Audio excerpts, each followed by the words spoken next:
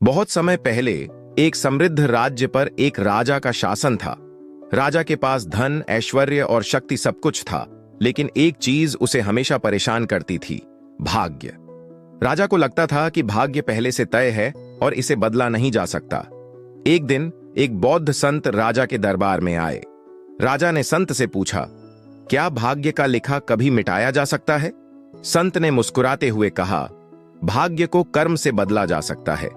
जो कर्म करता है वह अपने भाग्य को लिखने का अधिकार रखता है।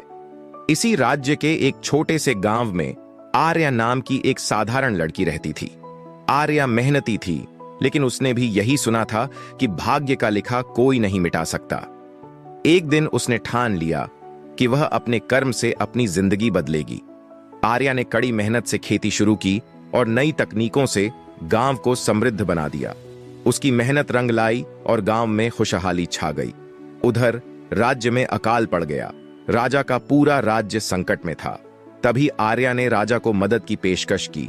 जब राजा ने देखा कि एक साधारण लड़की ने अपने गांव को अकाल से बचा लिया, तो वह चकित रह गया।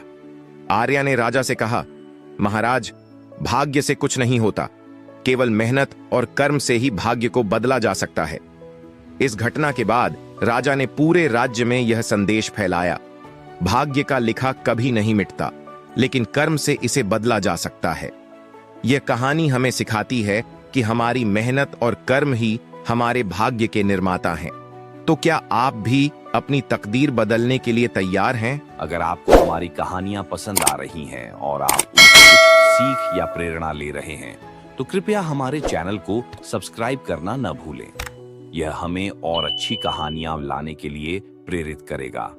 साथ ही बेल आइकन दबाएं ताकि आप हमारी नई कहानियों को मिलती रहे। धन्यवाद।